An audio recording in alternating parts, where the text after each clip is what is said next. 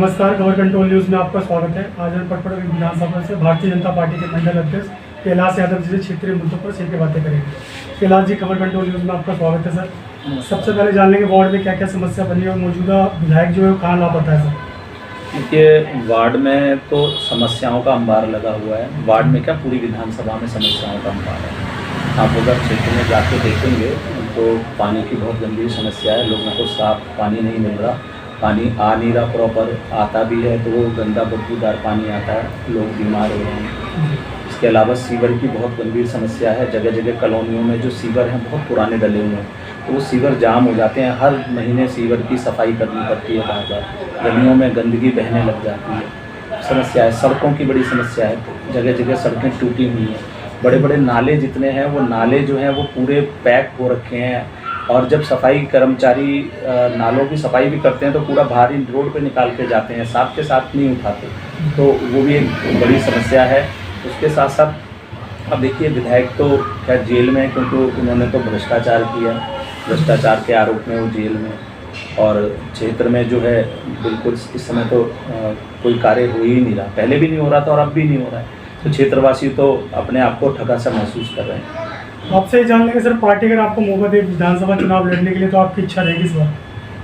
देखिए, भारतीय जनता पार्टी में बड़ा स्पष्ट है कि पार्टी जो भी डिसीजन लेती है या जो भी निर्णय देती है, हम सब लोग कार्यकर्ता उसको मानते हैं। पार्टी जो भी कार्य मुझे सौंपेगी उस कार्य को मैं करूँगा, और करते आया हूँ। लगभग 25 साल हो गए पार्टी से जुड़े हुए, विभिन्न पदों पर काम किया है। तो हमारा कोई ऐसा कोई उद्देश्य नहीं रहता। जहाँ भी पार्टी काम करने को बोलेगी और जैसा काम करने को बोलेगी ऐसा काम करेंगे, क्योंकि भारतीय जनता पार्टी, हमें पता है, सेवा से जुड़ी पार्टी है। हमेशा सेवा के काम करती है, देश के हित में और जनता के हित में काम करती है। तो जो भी पार्टी हमें आदेश करेगी वो काम हम करेंगे। तो आपकी पकड़ है सर सभी वार्डों के अंदर? पकड़ से देखिए, विभिन्न वार्डों में हमारे कार्यकर्ता हैं, नेता हैं, सभी लोग काम कर रहे हैं। अभी यमुना खादर में जब बाढ़ आई थी तो इस बार फेज़ 1 में जो है कैंप लगा था, वहाँ पर भोजन की व्यवस्था थी। वहाँ पे हमारे मंडल की ड्यूटी लगती थी, हर रोज़ शाम को 5 बजे भोजन बांटने में हम बढ़ चढ़ के हम सब लोगों ने भाग लिया। बाकी जहाँ पर भी जैसी समस्या, अभी ये मयूरविहार फेज़ 2 में है, जो एक अटल चौक है कल्याणवास के पास में, तो वो अटल चौक लगभग 1 साल पहले अटल चौक उद्घाटन किया था उसका, तो वहाँ पर वो पत्थर उखाड़ दिया अटल जी का, तो हम सब लोगों ने उसका विरोध किया, फिर दोबारा वो पत्थर वहाँ पे लगाया गया। तो इस प्रकार से किसी भी वार्ड में कोई भी कार्य होते हैं उसमें हम सब लोग बढ़ चढ़कर हिस्सा लेते हैं।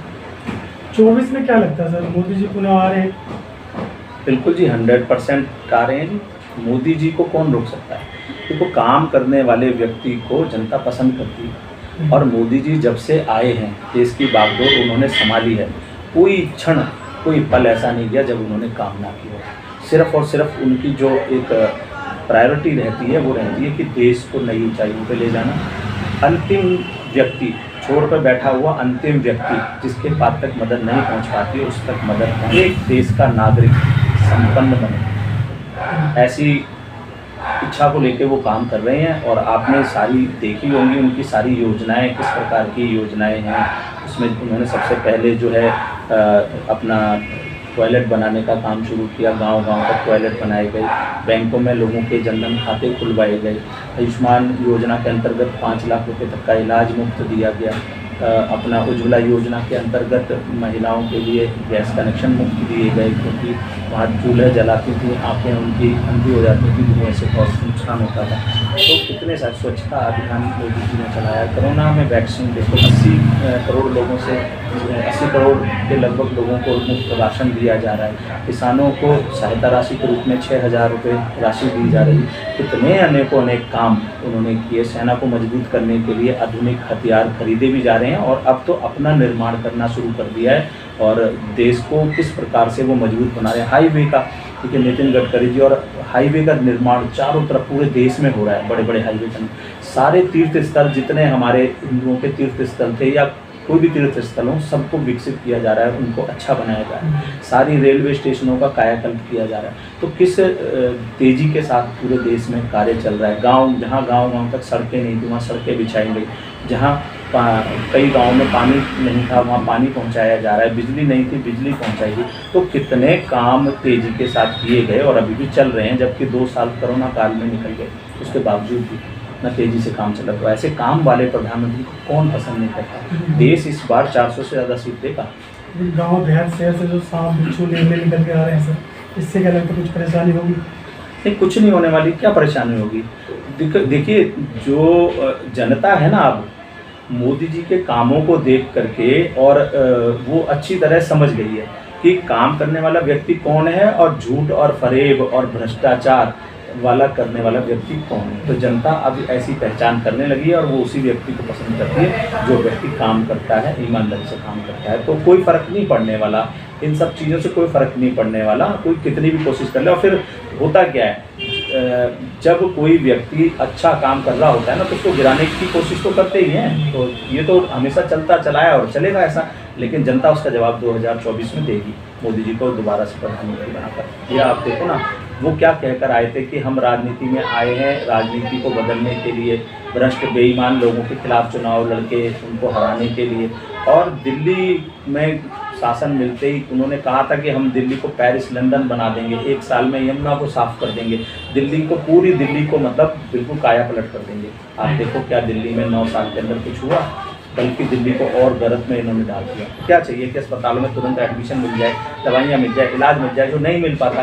बिजली विभाग में देखिए ना, मीटर नहीं लग पाते, लोगों के धक्के खाने पड़ते हैं, उनको रिश्वत खिलानी पड़ती है, तब मीटर लगते हैं। तो दिल्ली की सुविधाओं से संबंधित जो कार्य करने चाहिए वो तो ये करेंगे नहीं, उल्टे पुल्टे कार्य करेंगे। जैसे कि आप देखो, पीछे जो ये ले आए थे, शराब नीति लेकर के आए थे, आबकारी नीति, उसमें ये जगह जगह आबादी वाले क्षेत्रों में ठेके खोल दे रहे थे, फिर महिलाओं के लिए पिंड ठेके खोल दे रहे। तो ऐसी योजनाएं लाने का क्या लाभ, जिन योजनाओं से नुकसान हो, जिन योजनाओं से परिवार तबाह हो जाए, ऐसे काम इनसे करवा लो आप। बाकी के अच्छे कोई काम ये नहीं करेंगे। लाखों करोड़ों रुपए एडवर्टाइजमेंट में ये बर्बाद कर देते हैं, लेकिन यमुना सफाई में बिल्कुल नदारद है मामला इनका।